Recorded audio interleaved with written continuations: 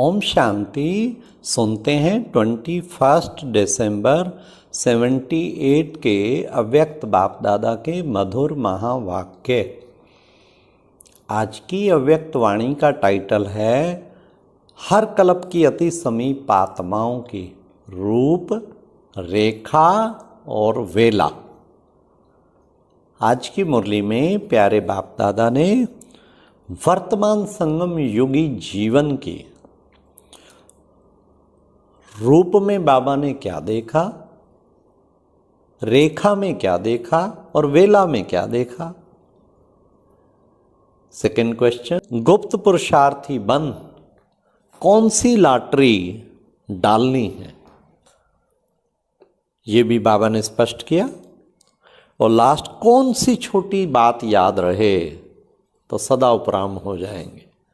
तो आओ सुनते हैं 21 दिसंबर 78 की मुरली। हर कल्प की अति समीप आत्माओं की रूपरेखा और वेला। सरव के भाग्य विधाता जानी जाननहार शिव बाबा बच्चों प्रति बोले। आज बाप दादा अमृत वेले बच्चों से मधुर मिलन मनाते हुए, चारों ओर के बच्चों को देखते हुए आपस में एक विशेष बात पर रूहान कर रहे थे। किस बात पर?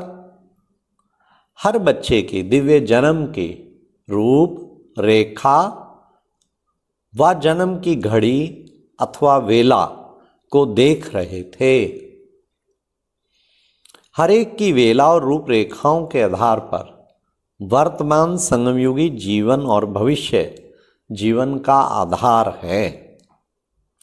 अब बड़े ध्यान से सुनना। रूप में क्या देखा? जन्मते ही शक्ति रूप की झलक रही व वियोग से योग की रेखा रही, अर्थात तड़फ व प्यास रूप रहा व सेवाधारी स्वरूप रहा व सदा आते ही अतीन्द्रिय सुख में सुख रूप रहा। उसके साथ रेखाएं क्या रही? आते ही संपूर्ण परवाने की रेखा रही व पुरुषार्थी की रेखा रही, वरदानी की रेखा रही और हिम्मत और उल्लास की रेखा रही व जन्मते ही सहयोग पे आधार पर चलने की रेखा रही। ऐसे ही वेला को देख रहे थे। सेकंड में निश्चय बुद्धि रहे, सप्ताह कोर्स के बाद रहे व और भी अधिक समय के बाद निश्चय बुद्धि बने व संशय निश्चय की युद्ध चलते चलते निश्चय बुद्धि बने। और लास्ट बड़ा वंडरफुल, सुनिए, वह अब भी युद्ध में ही चल रहे हैं। सेकंड का निश्चय अर्थात नजर से निहाल। सेकंड नंबर श्रेष्ठ बोल से निहाल। तीसरा नंबर सौदागर से सौदे के मुआफिक मूल्य को बार बार जानने के बाद मर्जीवे बने। चौथा नंबर जरा सा प्राप्ति के स्नेह के संपर्क के परिवर्तन के आधार पर अभी संशय अभी निश्चय। तो बाप दादा आज हर बच्चे की इन बातों को देखते हुए रूहान कर रहे थे। इस मर्जीवे जीवन का सदा निर्विघ्न व सदा तीव्र पुरुषार्थी, सदा प्राप्ति द्वारा अनुभवी मूर्त व पुरुषार्थ जीवन व चढ़ती कला व उतरती कला, इसी रफ्तार में चलने वाली जीवन, इन तीनों प्रकार की जीवन का आधार रूप, रेखा और वेला पर है। जो हर कल्प की अति समीप आत्माएं व पद्मा पदम भाग्यशाली आत्माएं हैं, उनकी रूप, रेखा और वेला क्या होती है वह जानते हो? ऐसी आत्माएं सेकंड में पहुंची और बाप की बनी। कल्प पहले के भाग्य की टचिंग के आधार पर जन्मते ही ऐसे अनुभव करेंगे। ब्राह्मण बनना है नहीं, लेकिन ब्राह्मण थे, पहले भी थे और अब भी हैं। सेकंड में अपनापन अनुभव होगा, देखा और जाना। ऐसी वेला वाले की रूपरेखा क्या होती है? पहले नंबर की वेला जो अभी सुनाई, उनका रूप क्या होगा? जन्मते ही सिर्फ एक रूप, एक शक्ति व शांति या सुख का नहीं, लेकिन जैसे जन्मते ही सर्व प्राप्ति के अधिकारी होते हैं, ऐसे हर स्वरूप के अनुभूति का अधिकार अनुभव करेंगे। जैसे बीज में सारे वृक्ष का सार समाया होता है, ऐसे नंबर 1 अर्थात बाप समान समीप आत्माएं व नंबर 1 वेला वाली आत्माएं सर्व स्वरूप की प्राप्ति के खजाने के आने की अनुभूति करेंगे, आते ही अनुभूति करेंगे। ऐसे अनुभव करते हैं कि यही स्वरूप निजी स्वरूप है। सुख का अनुभव होता शांति का नहीं, शांति का होता सुख का नहीं, शक्ति का नहीं। यह फर्स्ट नंबर की वेला का अनुभव नहीं है। सेकंड में वर्षे के अधिकारी यह है वेला और स्वरूप। अब रेखा क्या होगी?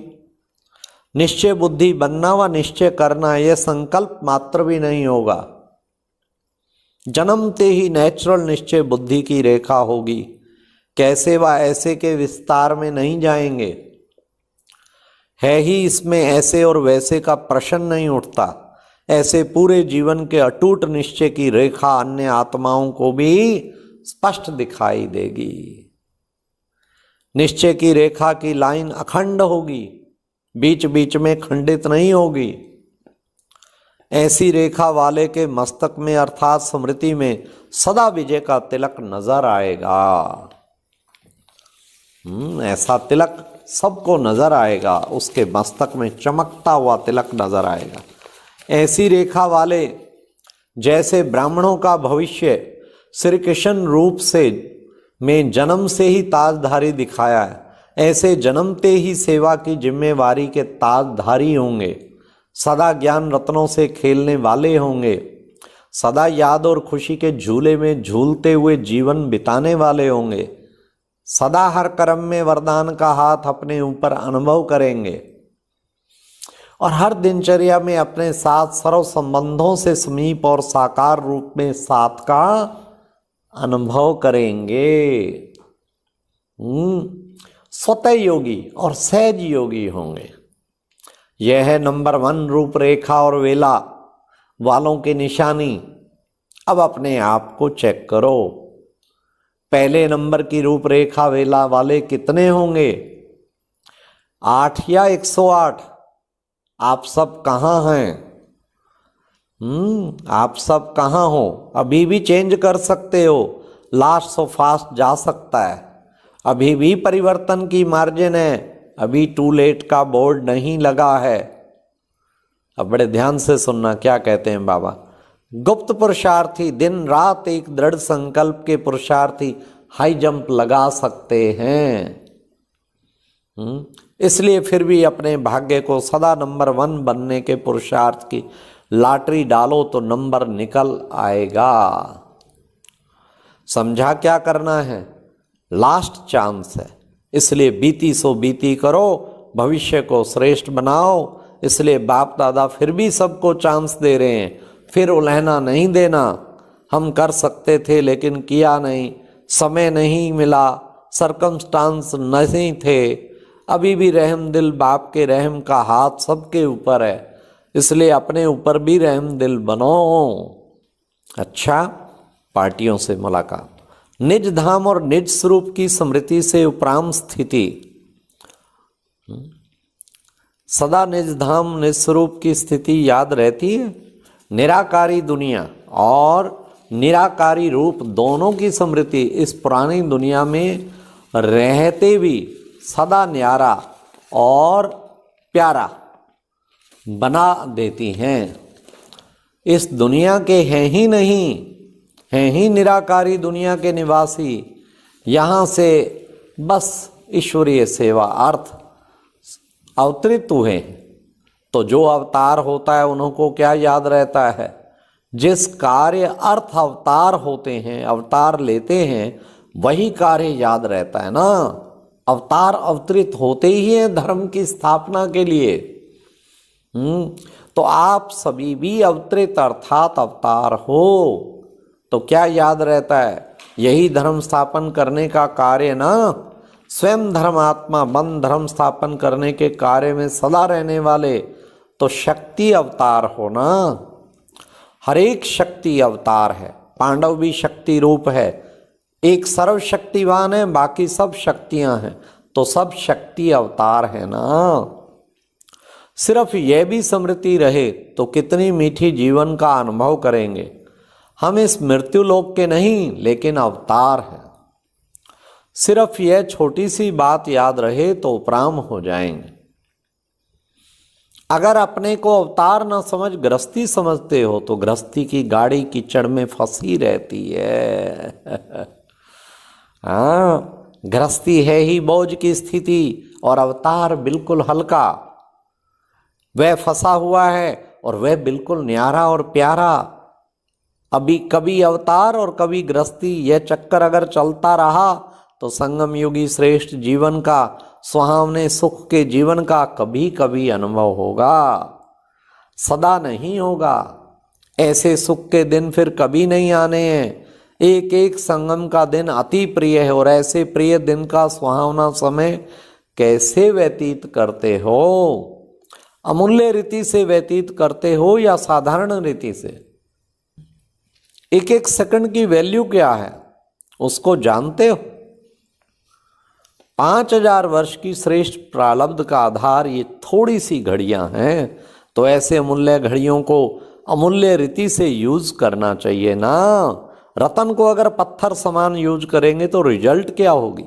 साधारण रीति से व्यतीत करना अर्थात रतन की वैल्यू पत्थर के समान करना। अगर समय को व्यर्थ गवाते हैं तो रतन को पत्थर के समान यूज करते हैं। समय का मूल्य रखना अर्थात अपना मूल्य रखना। समय की पहचान है ही, लेकिन पहचान स्वरूप होकर चलना, यह है अटेंशन की बात। इस संगम का एक एक सेकंड भी क्या नहीं कर सकता। एक सेकंड में यहां से चारों धाम का अनुभव करके आ सकते हो। अच्छा,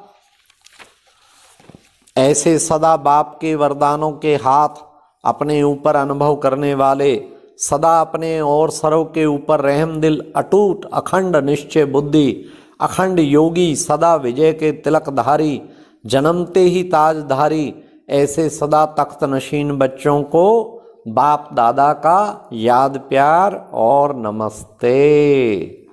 अच्छा, ओम शांति। तो आज नंबर 1 की रूपरेखा वेला धारण करना और एक सेकंड की भी वैल्यू समझनी है। अवतरित आत्मा समझ के चलना है। कम से कम एक दिन इसका अभ्यास करो। अवतरित आत्मा और मेरा एक एक सेकंड अमूल्य। और अब यह एक बहुत अच्छी वीडियो भी जरूर देखें।